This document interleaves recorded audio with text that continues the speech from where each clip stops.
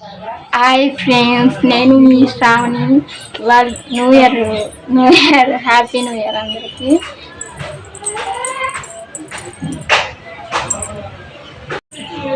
మా అమ్మాయి వాళ్ళని రెడీ చేశాను. మా అమ్మాయి ఫోజులు ఎత్తుంది, కొట్టుకుంటున్నారు చూడండి ఇద్దరు.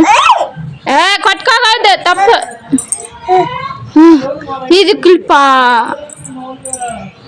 నీది దర్శనం తీసుకున్నాము. ఇసే ఫోజులు మా ఫోటో దిగు.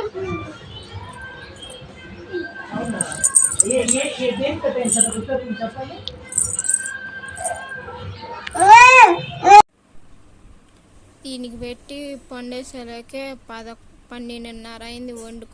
వండి నేను టిఫిన్ చేసేలాకే పనుకుంటే ప్రశాంతంగా ఉందమ్మా. అదొకటి ఉంది, దాన్ని కూడా పండేసి నేను కూడా పనుకుంటా ప్రశాంతంగా. మర్చిపోయా, కుండలు కడిగే కార్యక్రమం ఒకటి ఉంది. ఆ కుండలు కూడా కడిగేసుకొని ఒక వికెట్ని పండేసాను. ఇంకొకటి ఉంది, 12:30 అవుతుంది. ఒకటి ఇంట్లోకి దానికి పెట్టి దాన్ని కూడా పండేసి అన్నం కూరలు అన్నీ గిన్నెలకి తీసేసి అన్నం ఇంకా నాకు ఆకలి చచ్చిపోయింది ఆకలి. నీళ్ళు పోసుకోలేని ఇంట్రెస్ట్ కూడా పోయింది. ఈ పండగ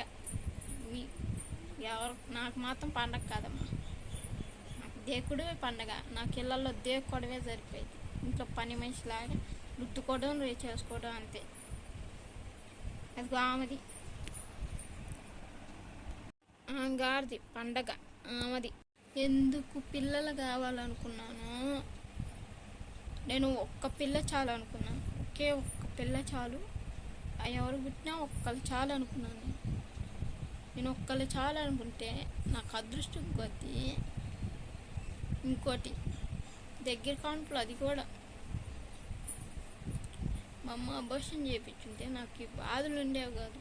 మా అమ్మ అబార్షన్ చేయించకుండా ఇద్దరు కావాలని నన్ను ఈ బాధలు పడేటట్టు చేస్తాను.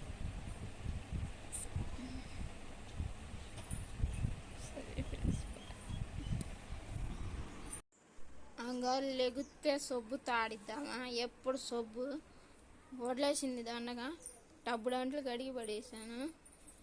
ఈ పిల్లని పండేయాలి, నిద్రపుచ్చాలి పిల్లని. ఇప్పుడు టైం వచ్చి 2 అవుతుంది. ఈ వికెట్ని పండేసి నేను కూడా కాసేపు పనుకోవాలి, నడుము నొప్పి వస్తుంది.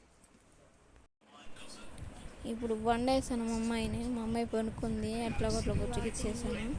ఇంకా పనుకుందాం అనుకునేలేక ఇంకా ఆమె లేచి కూర్చుంది. నా బతికిని తెచ్చి పనుకునేది లేదు మొహానికి గతి. సరేలే అని ఇంకా బట్టలు కూడా ఉన్నాయిగా మర్తేసుకున్నాం. సబ్స్క్రైబ్ చేసుకోండి ప్లీజ్.